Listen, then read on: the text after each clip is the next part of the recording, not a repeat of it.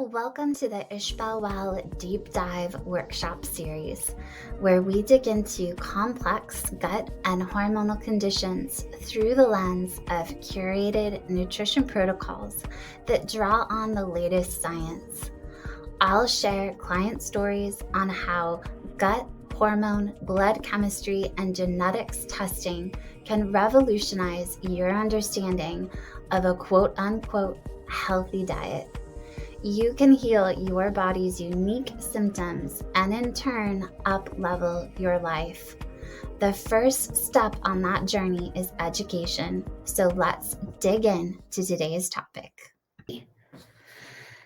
So tonight we are going to be talking about genomics testing. Genomics testing is something that I use in my practice with a lot of my clients, and we're going to be talking tonight about what genomics testing is, but more importantly, how you can apply it to your lifestyle regimen, your self-care regimen, what you eat, how you exercise, what supplements you take. And also discuss how this kind of genomics testing can be used for both short as well as long-term goal for your health. In addition, kind of juicy part of tonight's workshop, I'm going to be sharing my genomics test and talking through how I'm using my genomics test to, again, meet both my short and my long-term health goals. So let's dive in. If you have questions, put them in the chat.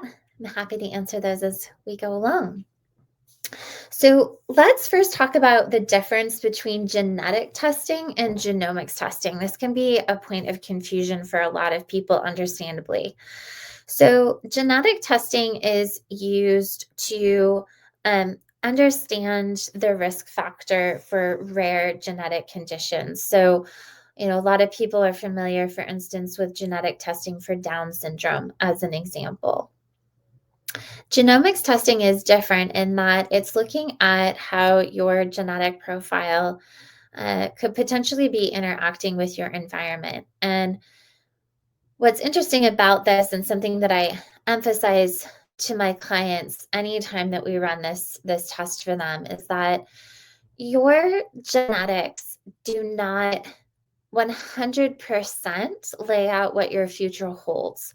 So a really great example of this is the ApoE4 gene. That is the gene that is associated with Alzheimer's. Now, if you have that gene, does that 100% guarantee that you're going to develop Alzheimer's? No, it actually doesn't. What's interesting about Alzheimer's is that people who don't have the genetic profile for Alzheimer's can develop it. And then people who do sometimes don't develop it. And what we know about Alzheimer's, for example, is that it is very driven by a number of different factors, some of which are really in our control.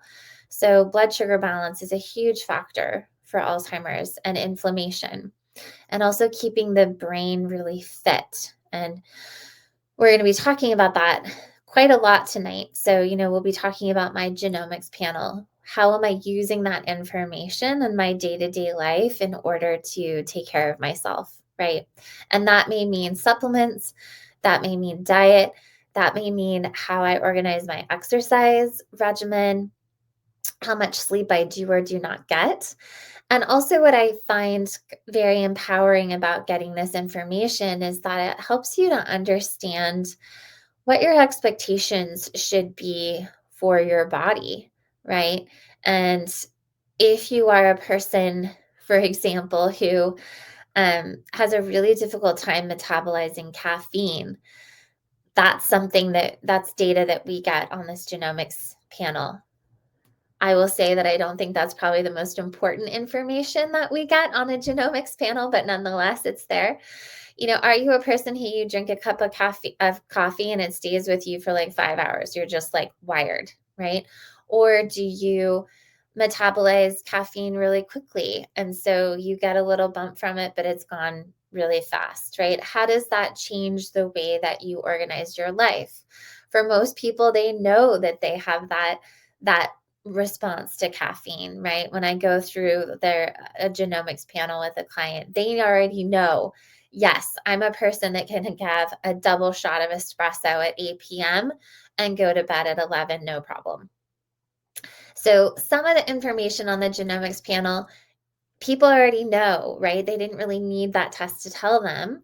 But other components that come up on this test are really quite remarkable in that there would be no way to have this knowledge ahead of time. And one of the most important things for everybody to consider when they're considering doing genomics testing, and something that I talk to my clients about extensively before we even do this test, is your mindset, right? It's so important to develop a mindset of positivity, of being proactive, of looking for the opportunities rather than being afraid of what may or may not happen. Okay. And as an example, say your genomics panel comes back saying that you are at a high risk for joint and collagen breakdown. What does that actually mean in real life? So, what that translates to is that maybe you're more prone to injury. Maybe you're more prone, in particular, to joint injury. Maybe you're more likely to sprain your ankle than somebody else might be. Okay.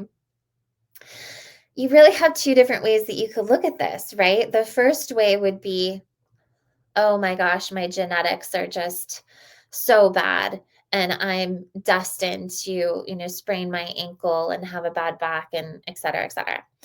Or option two could be, wow, I'm so happy that I have this information. This is so empowering, right?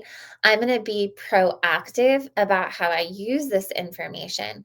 Since I'm at a higher risk for joint and collagen breakdown, you know what? I'm going to integrate more collagen into my diet and really be consistent and intentional about that. I'm going to make sure that I eat an anti-inflammatory diet, okay, to help support that inflammatory response in my joints. I'm going to limit my sugar, okay, which is really important for joint health. And I'm also going to reevaluate my exercise routine. Does my exercise routine feel like it's supportive to my joints, or am I constantly feeling like I'm going to hurt myself? Okay. Another really important question there. Um, how am I recovering from exercise the next day? And interestingly enough, the genomics panel also gives us data on that in terms of how much rest and recovery a person might need after they exercise. So, as we're going through this data tonight, and as you're considering whether or not genomics testing would be a beneficial piece to add into your self-care regimen, again, I would encourage you to be mindful of your mindset, to notice when something kind of scares you of like, oh gosh, I don't know if I even want to have that information, or uh, what do I do with that information if I have it, right?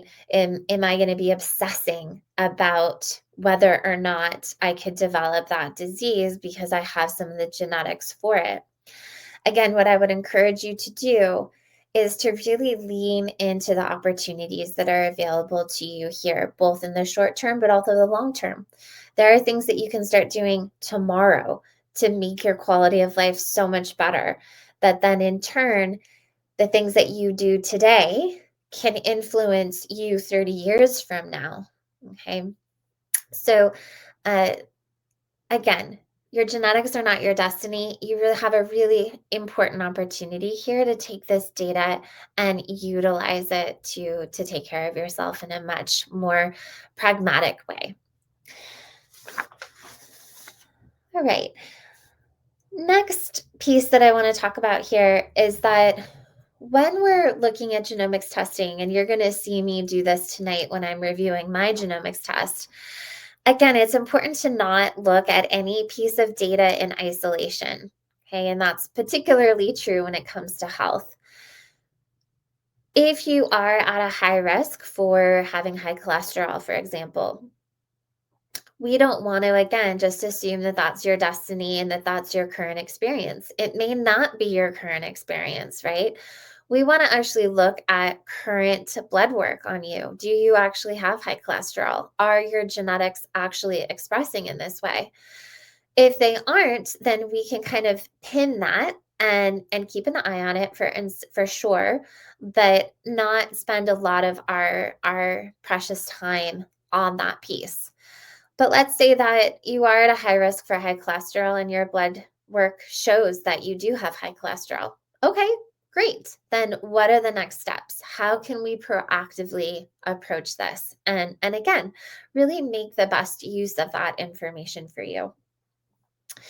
I want to talk briefly about what type of genomics testing I use in my practice. I'm so thrilled and excited about this test. I just love it. And I'm not getting paid to do this workshop tonight or talk about them at all. I just love them, and I really do appreciate having this test in my practice. It's making a big difference for a lot of my clients. So the test that I love is called a 3x4 genomics test.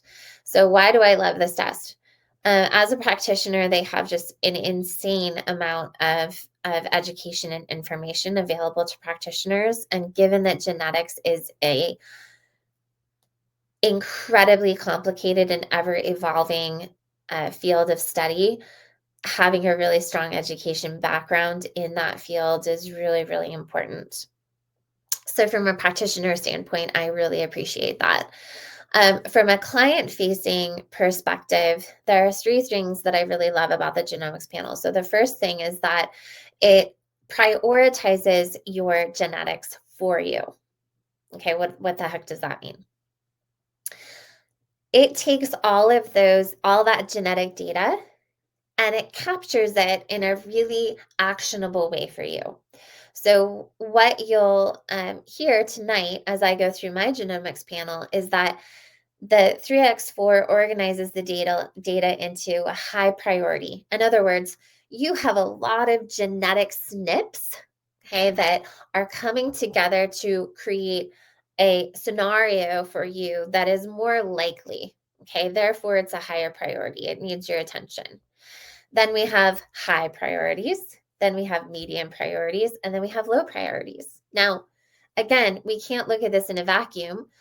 What if you have a low priority of blood sugar issues, and yet your blood sugar is off the rails on your blood chemistry panel?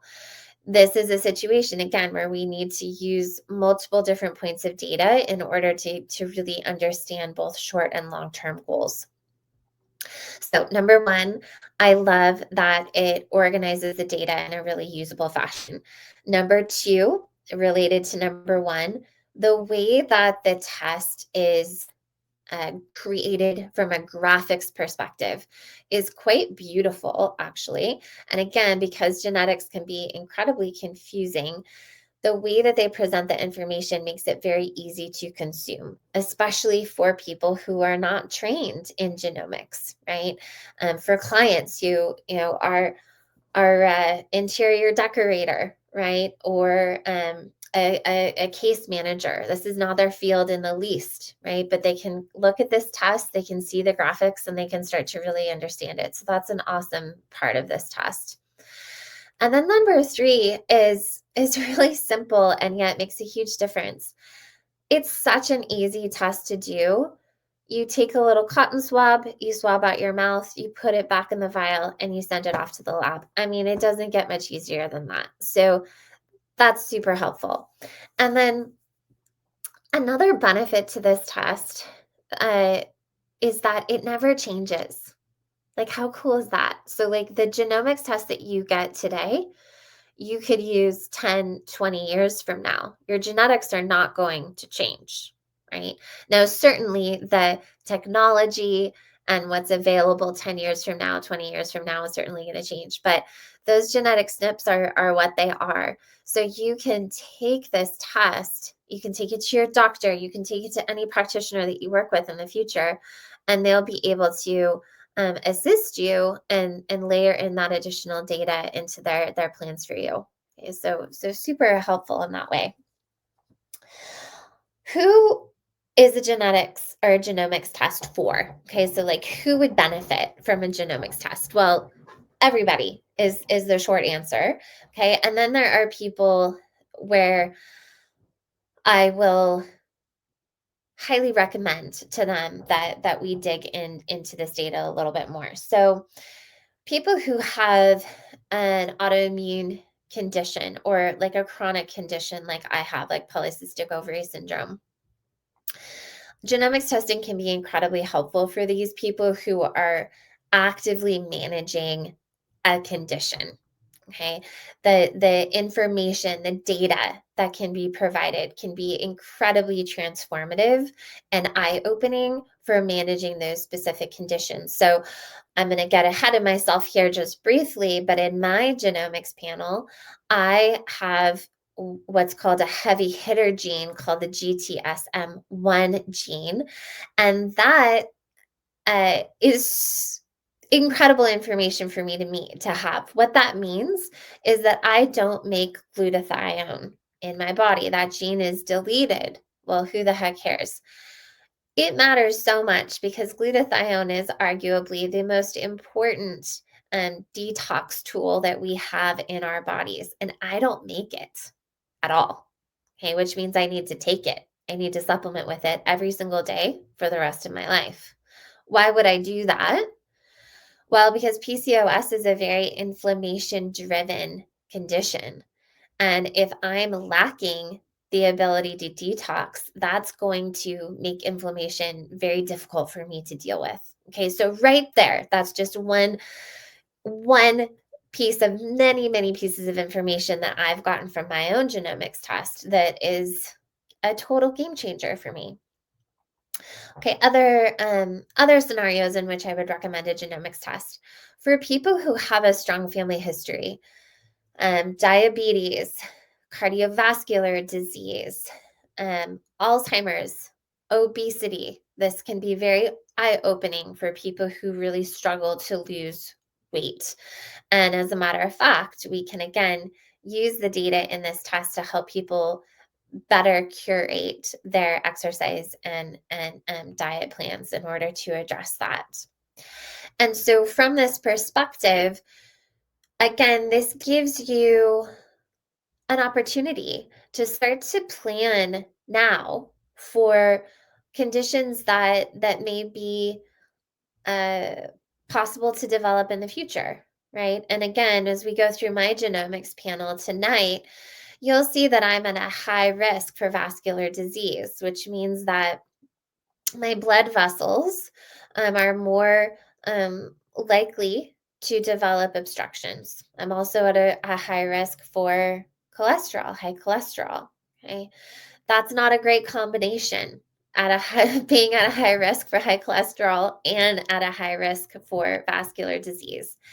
And there's also a family history there of cardiovascular disease. So that is such incredibly helpful information for me to have right now as a 40-year-old woman to be able to put into play uh, for my 60, 70-year-old self, right? Uh, as a basic rule, what you're going to see tonight as I go through my genomics panel are really, we want to look at the data, right? But let's go beyond the data. Let's talk about the application. So I'm going to be talking about how I've used my genomics panel in order to tweak my diet a bit. I've tweaked my supplement regimen a lot, and I've also tweaked, and I'm in the process of tweaking my exercise regimen extensively. Okay. And um, as a yoga and Pilates therapist, I worked with people who have chronic pain for many years. And that's something that I struggle with is a lot of chronic pain.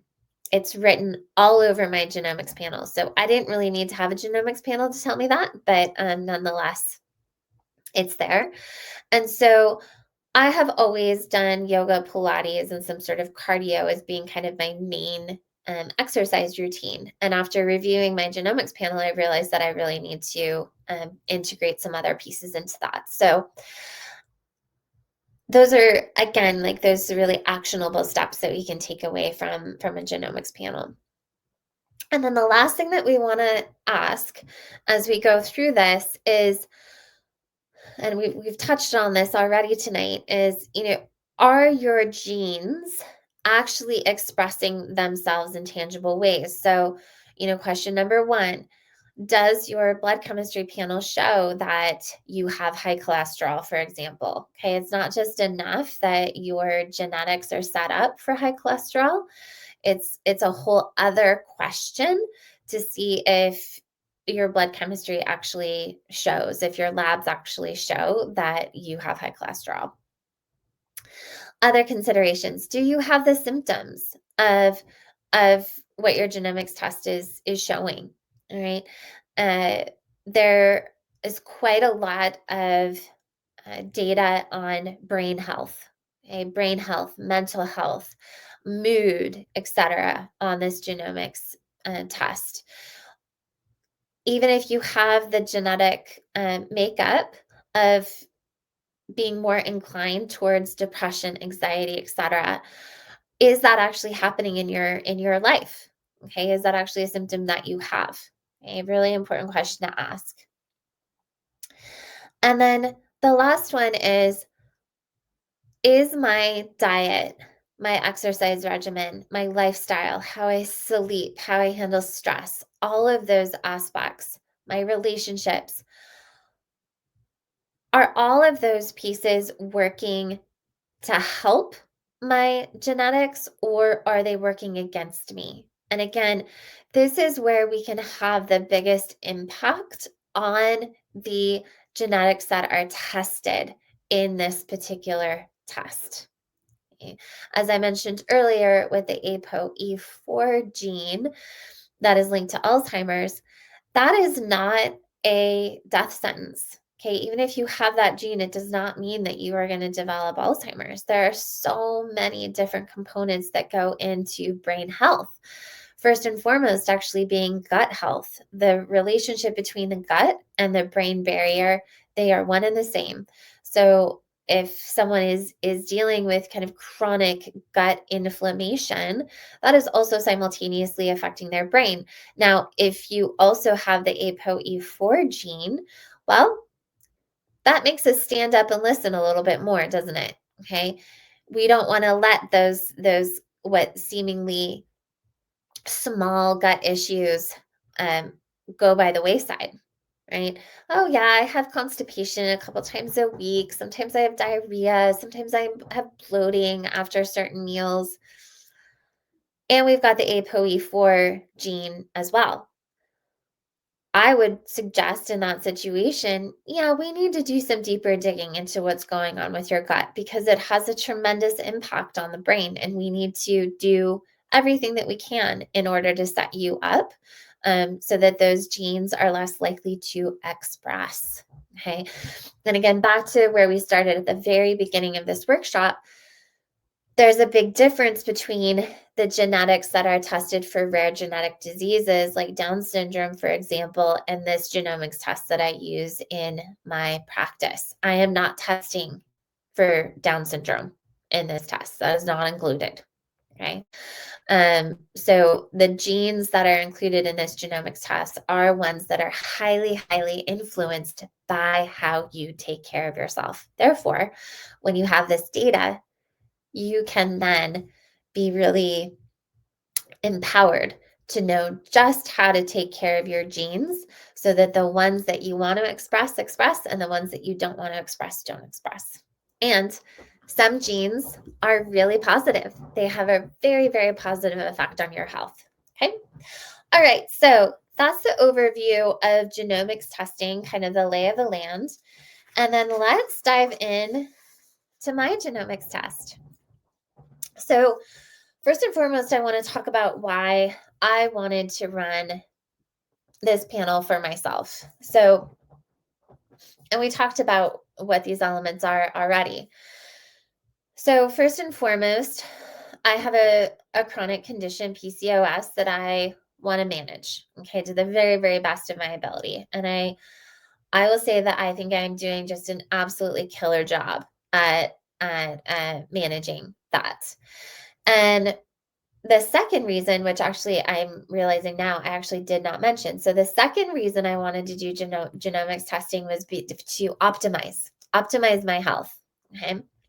The three reasons why people should do genomics testing is if they have a condition that they want to better manage, they have a health history, or they want to optimize. And optimization is oftentimes something that athletes are really, really into, right? They're in really good health, everything's going well, but they want to get that extra edge. And this genomics testing can really help with that. So for me, I wanted more information and help in managing PCOS.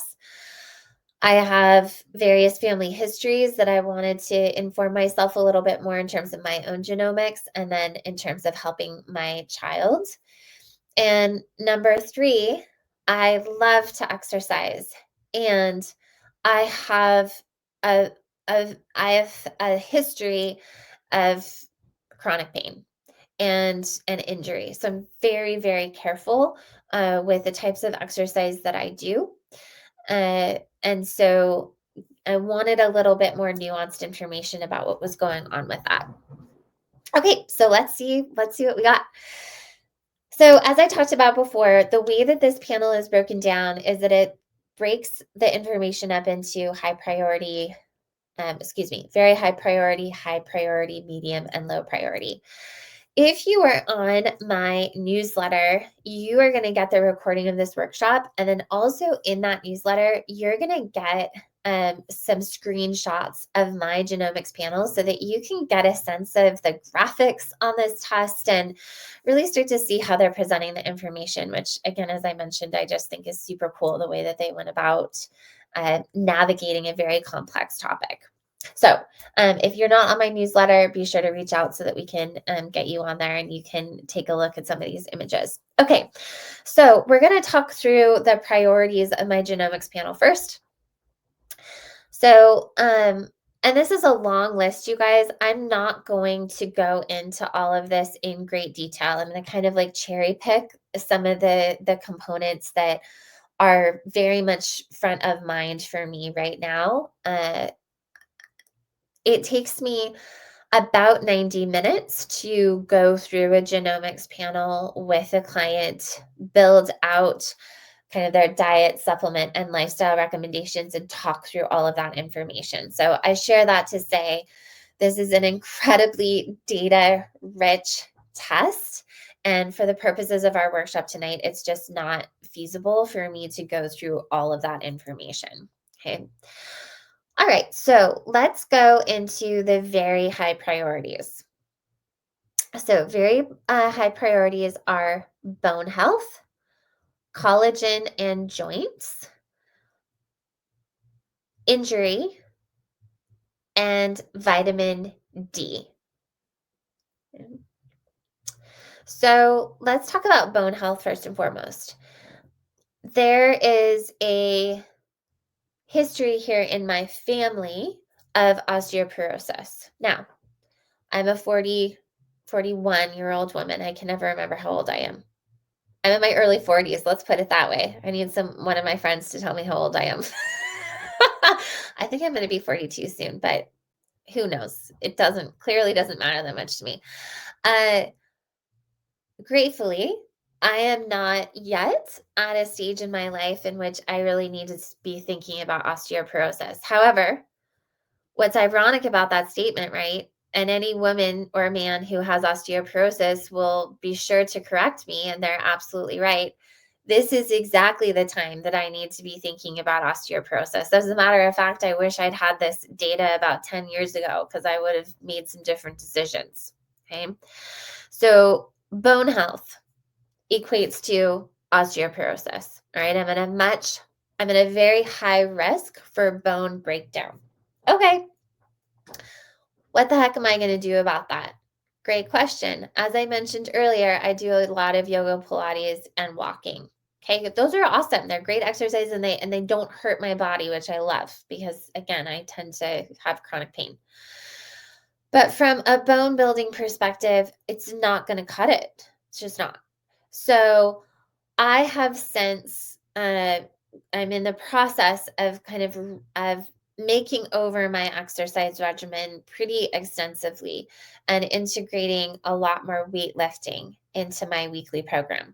I will tell you right now that I am struggling. I'm on the struggle bus right now in terms of just getting into a new habit. And I want to address that here in this workshop because it's just so real, right? Everybody struggles to bring new habits into their lives. It's not there's not something wrong with you if you're struggling to put all these self-care components together. It's hard work. It takes time, it takes energy, it takes a lot of mental capacity. It takes a lot of planning, okay? Uh, I got my new workout regimen. I'm using this program called P-Volve. Again, not paid for that at all. I just really like what they're doing. I can do it at home. It's a bunch of weightlifting. I got that program in December, and then me and my family got hit with the stomach bug and like every other virus known to man for about a month. And there's been no weightlifting going on, to say the least. Okay. That's okay. I know this is a priority for me. And it is so motivating for me to know that I have, again, this high risk of bone breakdown. So in my head, I'm thinking to myself, okay, even though it's hard to make this shift, even though you're struggling to build this new habit, it's really, really, really important. You got to do this. Okay. Other components that are on my mind for this, vitamin D is really, really important for bone health. And I'm also at a very high risk for vitamin D deficiency. So you can see how these two very high risk things are actually working in conjunction with each other. I need to optimize my stomach acid levels.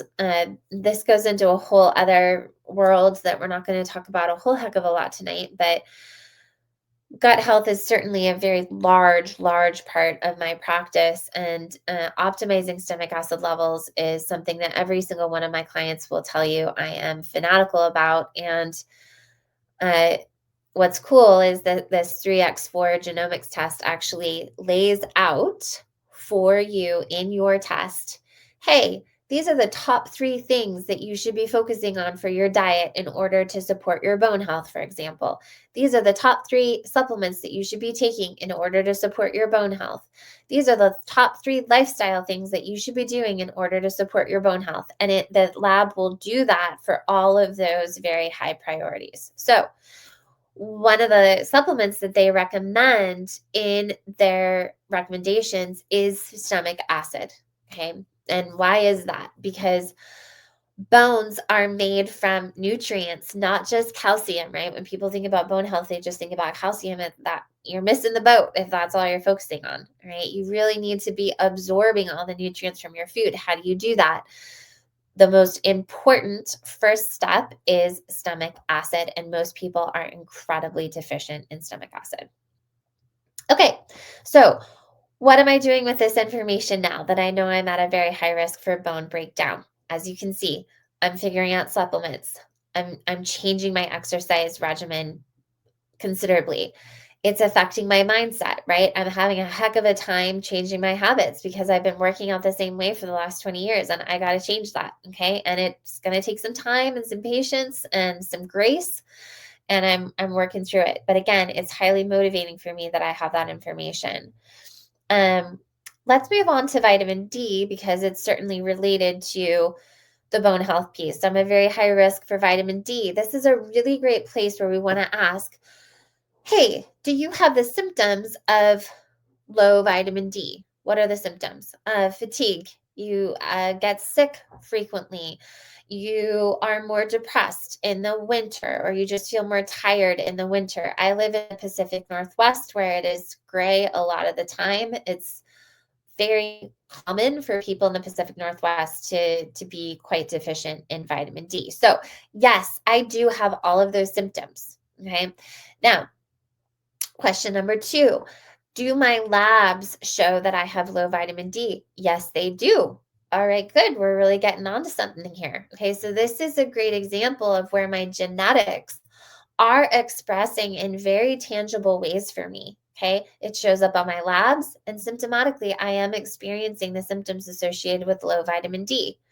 Now, you can see here the difference between the bone breakdown information and the vitamin D information.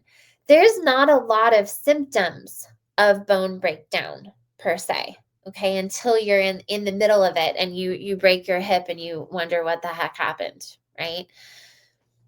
Vitamin D, oftentimes, okay, you may not know actually that your symptoms that you're having are related to low vitamin D. Okay, but if you're a little informed about what that looks like, you're feeling the effects of that. Okay. But again, that genetic panel acts as that double check. And then what's cool about it as well is it helps you to optimize that vitamin D utilization and also can be a nice guide for choosing the right vitamin D, particularly because people who have a very high risk for vitamin D deficiency have a little bit more trouble with utilizing vitamin D, and thus they need a specific vitamin D to help them with that. Okay. I want to touch briefly on this collagen in joints and this injury. These are very high risk factors for me.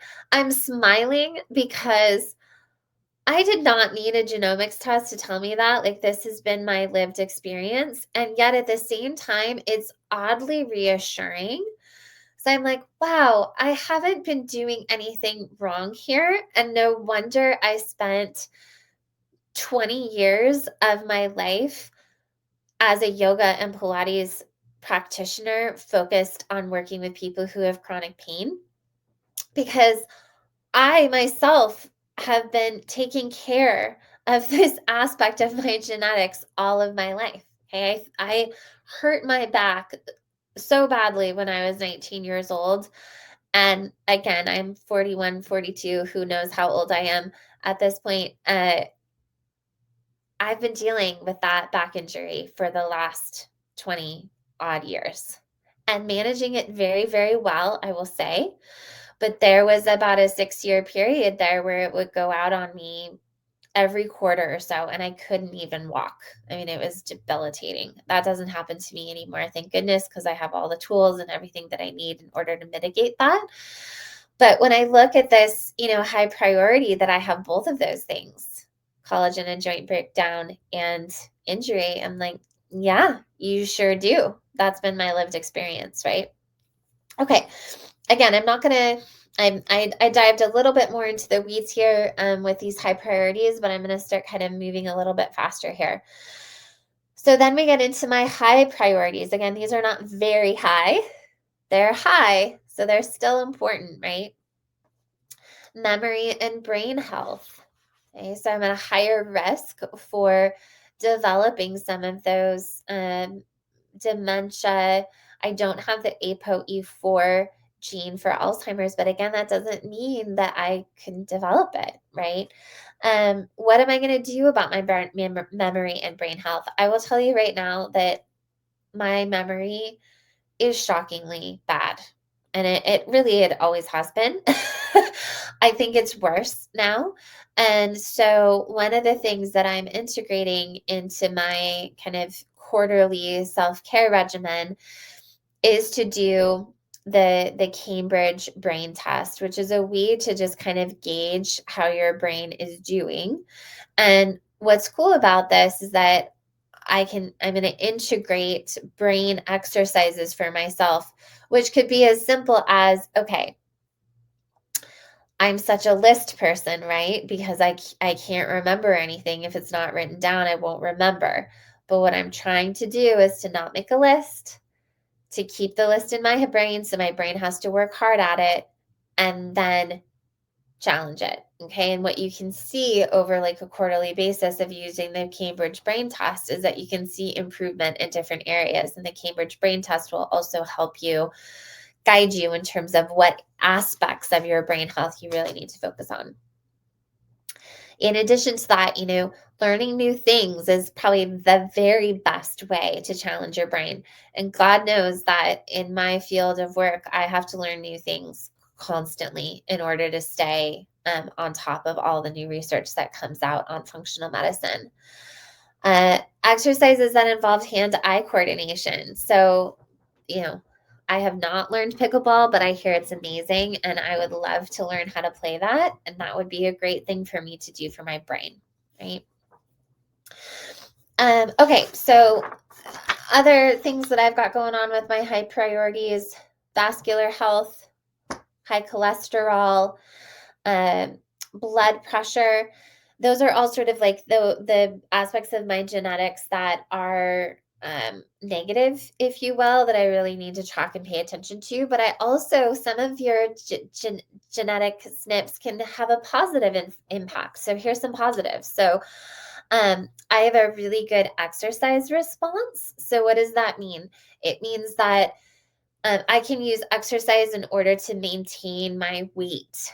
Now, from a standpoint of having PCOS, one of the classic symptoms of PCOS is obesity. Okay, so if I didn't know what I know about managing my PCOS, and all of this was new information for me, I would be thinking to myself, okay, I have an opportunity here to use exercise in order to help keep my BMI in a really good place.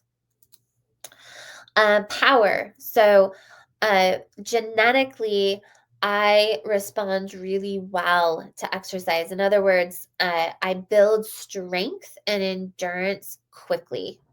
And so to that end, I have an opportunity there, and I really should build it into my exercise regimen, that I'm kind of consistently challenging myself, right? So that I'm not just doing the same number of reps at the same weight every week indefinitely.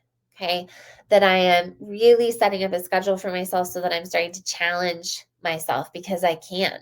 Okay. If I ran 1 mile this week, try for 1.25 miles next week, right? So that's really valuable information. Now, on the other side of things, I, genetically speaking, but I can also tell you this is my lived experience, I need more recovery. And that is something that they gauge here on this panel. And I need a day of rest in between my workouts. And when I say day of rest, what I mean by that is I need a little more sleep, but I also need a really strategically planned out stretching and really restabilization regimen in place in order to keep my back stable, in order to keep that chronic pain at bay. Now, again, as I've mentioned, I didn't need a genomics test to tell me that I need to have that regimen in place, but having this genomics panel available to me, having this data available to me, really just confirms my lived experience. Okay. One last piece I want to mention here, because I just think this is so cool.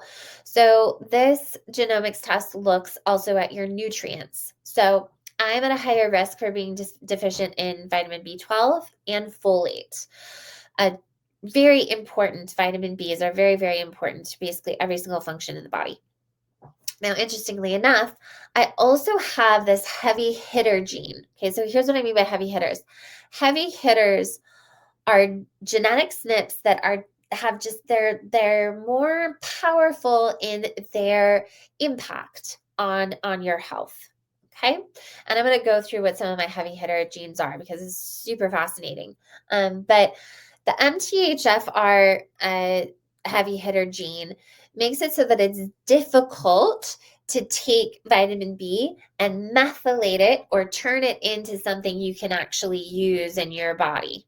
Okay, so now we've got kind of a picture developing here, right? I'm at a risk for having low vitamin B12, low folate, but then I also have this heavy hitter gene that makes it difficult for me to make use of vitamin Bs. So now I've got 3 things that are saying, oh yeah, girlfriend, you are probably going to have some issues with keeping your vitamin Bs at a good level. And we also know that vitamin B is, for example, really, really important for brain health. And we already saw here that I have a high risk for brain function. Okay, so optimizing my vitamin B is a no-brainer, no pun intended, uh, step for me to take. Now, what's cool about this is that you can take a multivitamin that has vitamin Bs in it, absolutely. But because I have these methylation issues, it's going to make a lot more sense for me to take a methylated vitamin B, right? Genetically, I actually need that methylated vitamin B. Okay. Now we can take this even one step further. Let's look at Ishbel's labs. Come to find out, my homocysteine levels are high. What does that mean? It means you need vitamin B. Okay, so here we have a scenario in which we're looking at the genomics panel and taking that data in. We're asking, does it fit symptomatically? And I can raise my hand and say, absolutely. One of the key things that vitamin B's influence is your energy levels. And that's a real struggle for me to maintain kind of a good high energy all the time. Also, vitamin B is essential, so important for cardiovascular health. And we talked about, right? I have this very high risk of vascular disease and high cholesterol. Not a great combination. I have a family history of that as well. Okay, so vitamin Bs are not something to mess around with. Okay, that needs to be a very core part of my supplement regimen, and it makes a huge difference in my energy. I can tell when I don't take them. Okay, let's talk about some of these heavy hitter genes. I've already talked about some of them. The GSTM1, which is that detoxification gene, that was such a game changer for me when I read that, so that I can be sure to bring that glutathione in and really help my body to detox, which also helps me with inflammation, which is a key player in managing PCOS, polycystic ovary syndrome, which is the condition that I manage very well, by the way. Let's look at the COMT gene. Okay, and I've got the GG variant of that.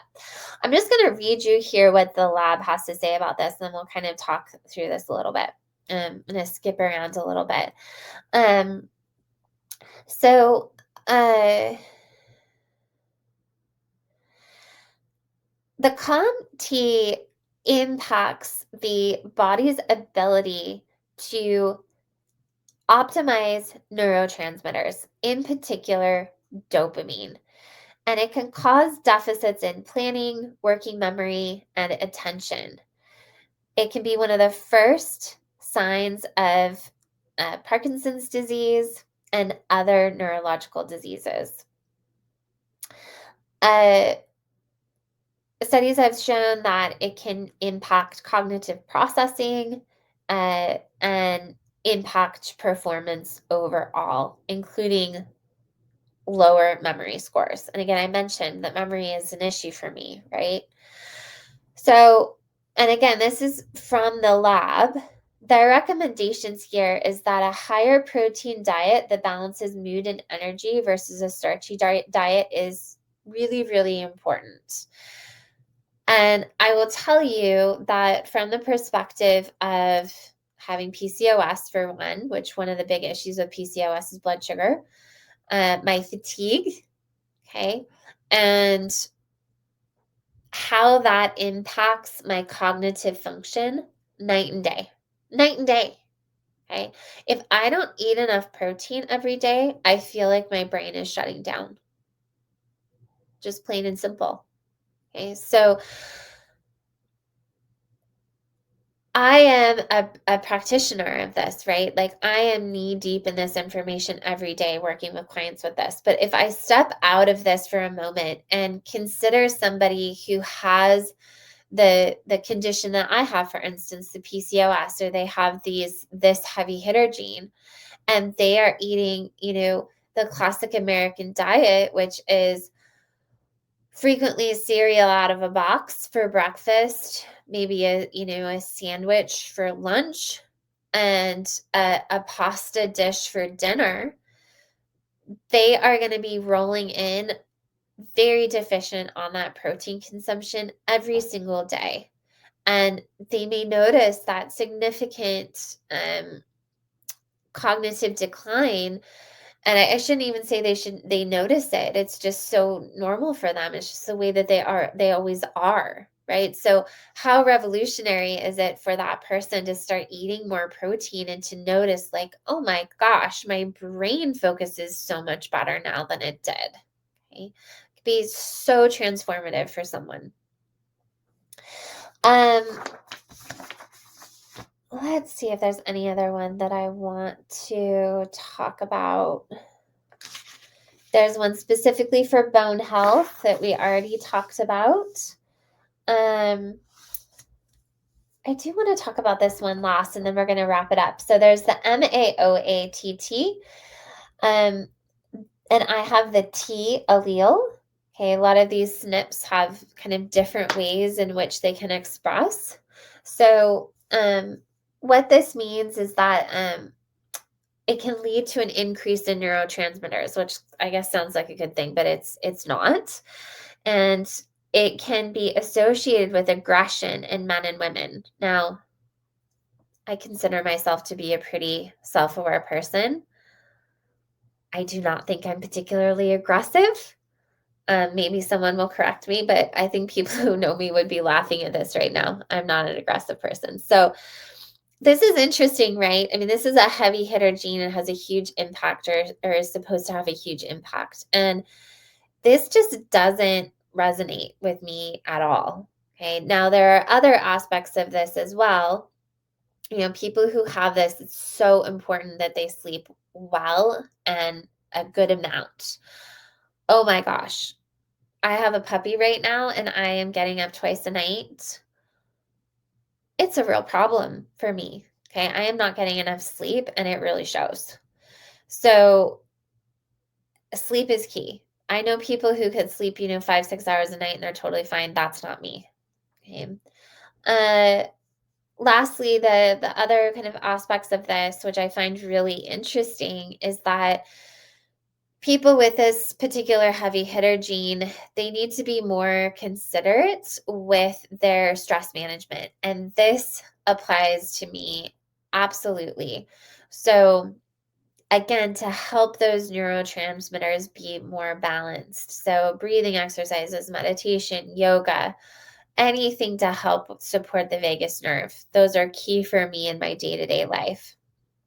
Lastly, this gene can also be related to migraines, which is something that I have struggled with. And interestingly enough, in people who have higher estrogen levels or estrogen that's can be a little bit imbalanced, that can then trigger this gene to express itself. And what I notice with my migraines is that they tend to correlate with different times in my cycle where my estrogen is spiking. Okay, so if I can help to keep my estrogen in a good level, which I've learned how to do, I don't get migraines, right? So again, as a totally new person to this, right, who doesn't know anything about a genomics test but is struggling with migraines and PMS, okay, and let's say has PCOS and osteoporosis or a history of osteoporosis, this test could be such a game changer for that person, right? We can change the supplement regimen, increase protein, really optimize lifestyle, stress management, sleep, supporting hormones to ensure that those estrogen levels are not creating that migraine situation. Okay. There's really just a world of ways in which this information can be applied. So, thank you all for joining me tonight. Tonight was a little bit longer than normal, but again, this is like such a deep, deep topic, and I am just truly fascinated by it. So I hope that you enjoyed. If you have questions, please send them to me. I always love to hear from you, and I will see you next time. Thanks for joining me for the Ishbel Well live workshop series. If you have questions about this workshop, or you have an idea for an upcoming workshop, please get in touch with the Ishbal Well team. You can email us at info@ishbalwell.com. That's info, I-N-F-O, at ishbalwell, ishbelwell.com. We would be absolutely thrilled to hear from you. And if you are not yet on the Ishbal Well newsletter, hop on in there and you will get the recording every single time one of these workshops is completed.